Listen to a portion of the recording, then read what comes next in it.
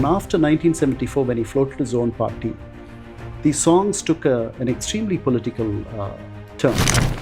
தம்பி நான் படித்தேன் காஞ்சியிலே நேற்று, அதை நான் உனக்கு சொல்லட்டுமா என்று, என்றும் நல்லவர்க்கு வாழ்வு வரும் நாளை, இது அறிஞர் அண்ணா எழுதி வைத்த ஓலை.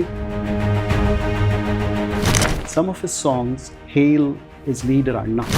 நல்ல நல்ல பிள்ளைகளை நம்பி இந்த நாடே இருக்குது தம்பி. He was always conscious of his humble past. He was a natural giver in every sense of the word. He gave, he asked people if they'd eaten. His house always catered to, at any given time, about 60 people so that they can come and eat. And then he was a very compulsive host. He saw women folk walking without footwear. And he came back and he said we should provide footwear to everybody.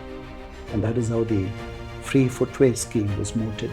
He was a titan.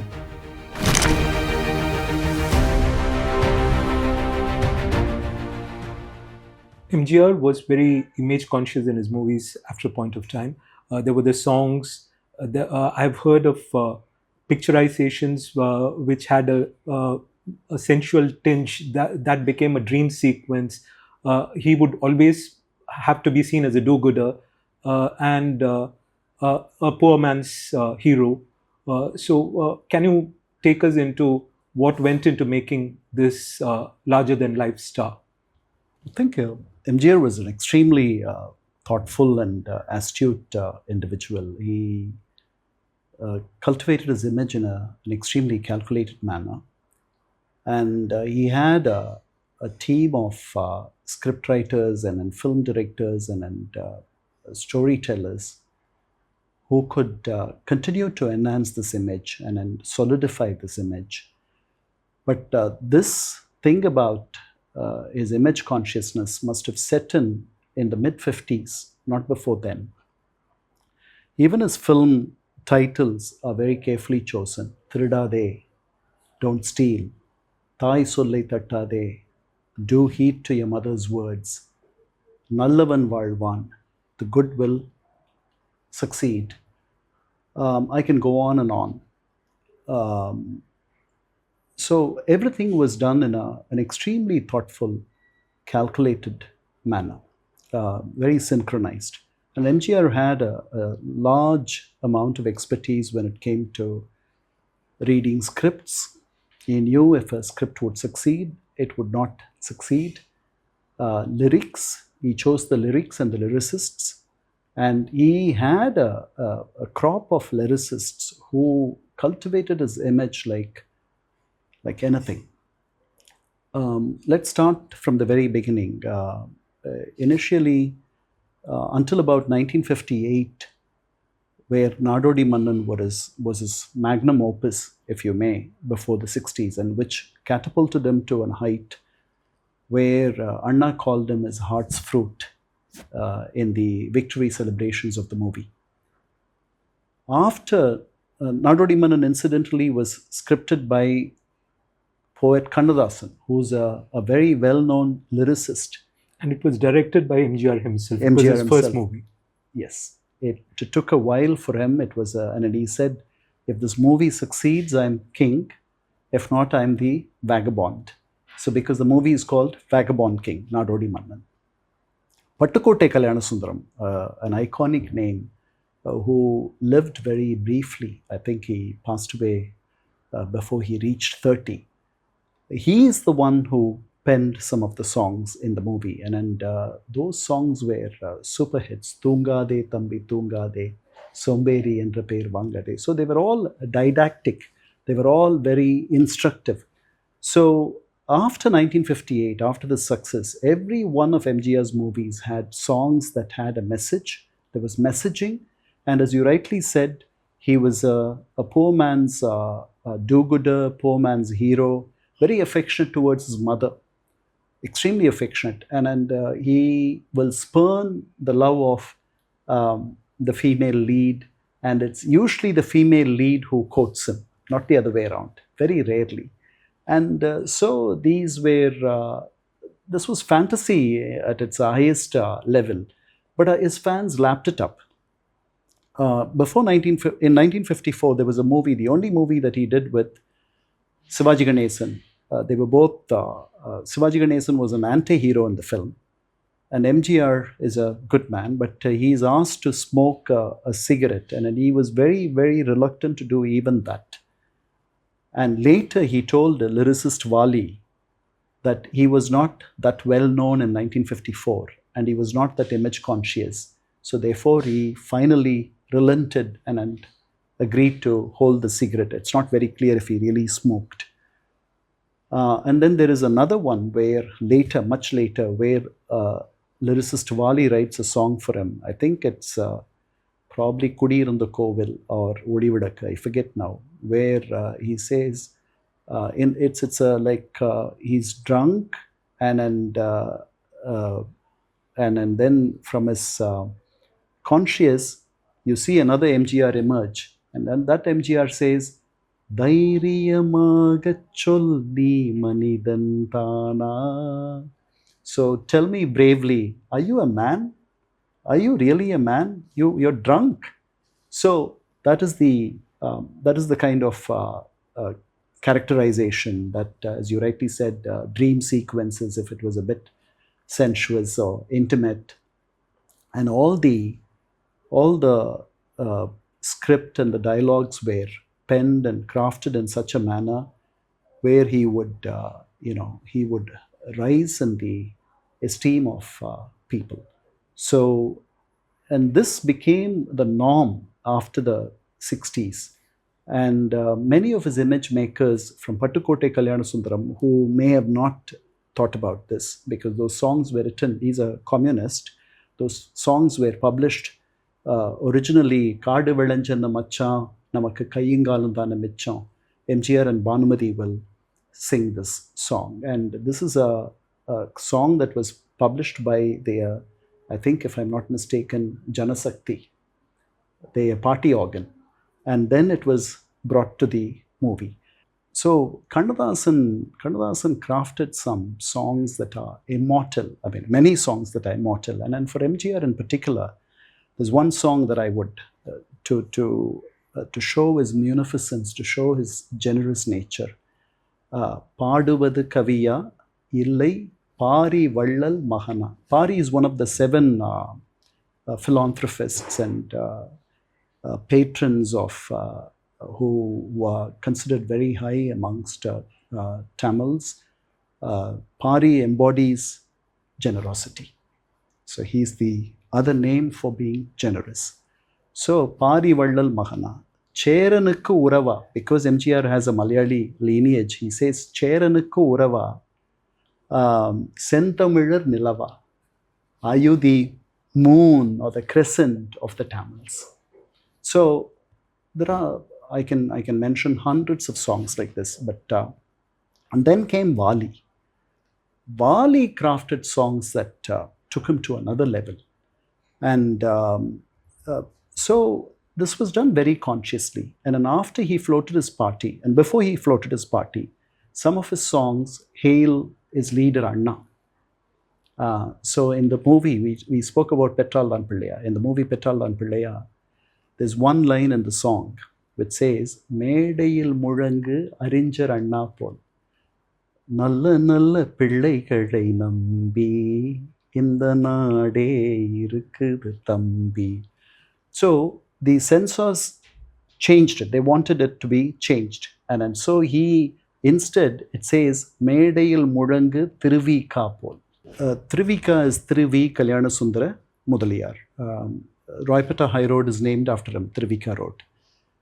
He used to be the president of the Tamil Nadu Congress when E.V. Ramasamy Periyar was part of it. He, Varadarajal Naidu, and E.V. Ramasamy Periyar were the non-Brahmin trio who climbed the steep ladder of the Congress party in Tamil Nadu. So Naidu, Nayakar, Mudaliyar, they were called. Nayakar, of course, is not a caste name. It is a title, because Periyar's caste is Balija Naidu. It's so he was a beautiful speaker. He would speak. I mean, his speeches were like a breeze wafting and touching your skin. So Medayil Murangu, Arinjar Anna Pol, for the censors became Medayil Murangu Tiruvika Pol.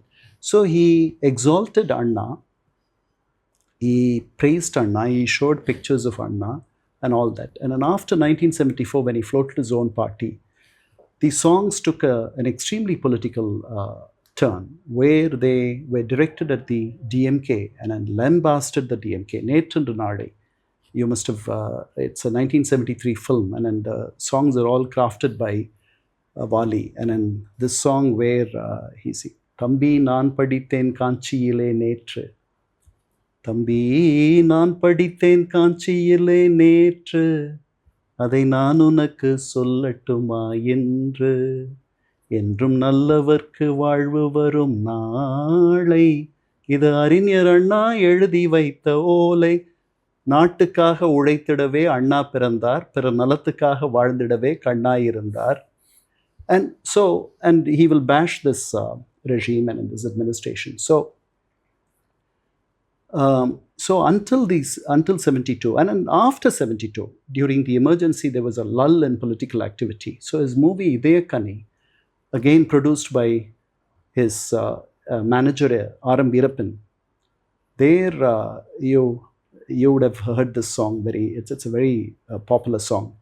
நீங்க நல்லா இருக்கணும் நாடு முன்னேற இந்த நாட்டில் உள்ள ஏழைகளின் வாழ்வு முன்னேற. Then the other two lines are very profound. என்றும் நல்லவங்க எல்லாரும் உங்க பின்னாலே நீங்க நினைச்சதெல்லாம் நடக்கும் உங்க கண்ணு முன்னாலே. And the elections were 2 years hence. So they also prophesied what he wanted and then took him to great heights. So he was a very, very conscious image builder. He will never see anybody without his cap, his fur cap. Only in their, in privacy and in intimacy, he would remove his cap. And Kamal Haasan says that he took one of his daughters once to see MGR, and an MGR had removed his cap, and his daughter couldn't recognize him. And once he wore the cap back, she immediately knew that she was there with MGR. And the image was what propelled him to power, and he drew a lot from that particular image. Let me read what his screen competitor, who calls him Annan, Sivaji Ganesan, says. He says they paired in Gundukali. Sivaji Ganesan's role was an anti-hero's role. So he says, I acted with my Annan MGR in the film Gundukali. Generally, our people regard acting as villain or hero as two different entities. The actors themselves are responsible for this mindset. The ideal hero does not smoke, drink, or even look at girls. The girls should be the ones who fall all over him. He should be a man who takes care of his parents and lives the life of a philanthropist. Committing adultery would be blasphemous for him. Some actors took this very seriously and acted as if they never smoked, drank alcohol, or looked at women. These are the expectations of the masses. I understood these things a little later. I was not aware then that even if an actor had all the undesirable habits, he had to pose as a good man and ensconce himself in the hearts of the people to enter politics. There's a bit of an insinuation that MGR was not true to his screen image, but film producer A.V.M. Saravanan, who passed away recently, has this to record. He says, the real MGR was true to his screen image. He says, and MGR himself, as late as 1978, says, for any man, it is not enough what he thinks of himself. The people should believe what he is. If I was not really what I am projecting on the screen, then the people would have abandoned me long ago. I live as simply as possible, despite what I can otherwise afford. So I think this was a very astute man for him to have such modest beginnings, a man who loses his father when he was barely 2.5 years old, so much so that his mother calls him Mudikalan, or the god of death, because his sister passes away, the father passes away, and then they relocate. And the circumstances of the relocation is very unclear, whether they did go to Kerala initially and then moved back to Tanjavur because of your matrilineal system. She's supposedly his father's third wife, MGR's mother. So they come to a place in Tanjavur, and in there, at a place called Anayadi, that is where MGR goes to school. And at about 7 years old, he's taken off from school because of the poverty and the penury. And then with his brother, who is 7 years older to him, MG Chakrabarti, they joined the Madurai Boys original company, where he must have was an extremely good-looking child, where he must have gone through so much humiliation, insults, agony, etc., some of which he records in his autobiography. So this was a Naan which came in Ananda Vigada. Absolutely, which was discontinued after he floated his party, and it's available as books now. So therefore he was always conscious of his humble past. He was a natural giver in every sense of the word. He gave. He asked people if they'd eaten. His house always catered to, at any given time, about 60 people so that they can come and eat. And he was a very compulsive host, so much so that you couldn't really say no to him. So people say there was also a vindictive streak about him, etc. But a lot of people who had come into contact with him have very fond memories of him. A lot of people think that their lives have been lifted. In comparison, Vijay has not paid much attention to building his image. Will that in some ways hamper his growth politically? I'm not so sure that you need to build an image now. The MGR formula is apt for MGR's time, and we saw what Sivaji Ganesan has told us. And Sivaji Ganesan has also said that he understood pretty late that he's not a politician. So you have to have it in him. MGR was both. He was an amphibian. He could excel in the tinsel world. He could also be a very, very pragmatic politician. And he ruled this place for 10.5 years. It was a mixed, his rule was mixed. But still, I think Tamil Nadu rose, and also because of some of the things that he introduced, like the public-private partnership in education, the nutritious noon meal scheme, free dhotis and free shirts and free saris, free tooth powder, free, as a secretary told me once, his private secretary, he said that he saw women folk walking without footwear. And he came back and he said, we should provide footwear to everybody. And that is how the free footwear scheme was mooted. So this was a very considerate, very humane man at one level. And he was a titan